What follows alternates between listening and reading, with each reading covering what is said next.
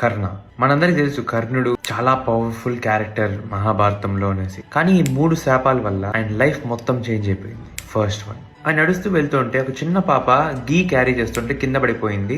ఆ గీ మొత్తం కిందకి వెళ్ళిపోయింది. ఇప్పుడు నేను ఇంటికి వెళ్తే మా అమ్మ తిడుతుందని ఏడుస్తూ ఉంటే నేను హెల్ప్ చేస్తానని చెప్పి ఆయన ఏం చేశాడంటే మట్టిని తీసుకొని దాన్ని గట్టిగా ప్రెస్ చేశాడు. దాని నుంచి నెయ్యి వచ్చేదానికి పవర్ అంతా యూజ్ చేశాడు కదా. భూమాతకి పెయిన్ ఎక్కువైపోయేసి వచ్చి కర్స్ ఇచ్చింది. నీకు ఎప్పుడైతే నేను యూస్ఫుల్ ఉండాలి అన్న మూమెంట్ వస్తున్నప్పుడు నేను నీకు హెల్ప్ చేయను అని చెప్పి ఇస్తుంది. అదే ఫస్ట్ కర్స్. సెకండ్ కర్స్, తన గురువైన పరశురాముడి దగ్గర ఆయన నేర్చుకుంటాడు మొత్తం ఈ ఆర్చరీ అండ్ ఎవ్రీథింగ్.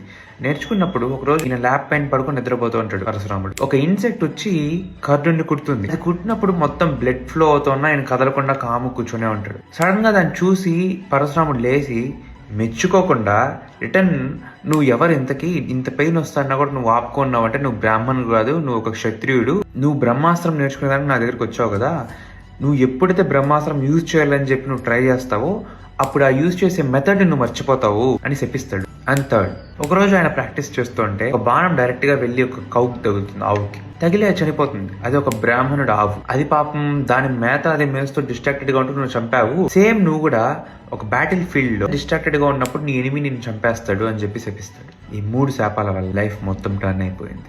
ఇంకా ఇలాంటివి తెలుసుకోవాలనుకుంటే ప్లీజ్ ఫాలో.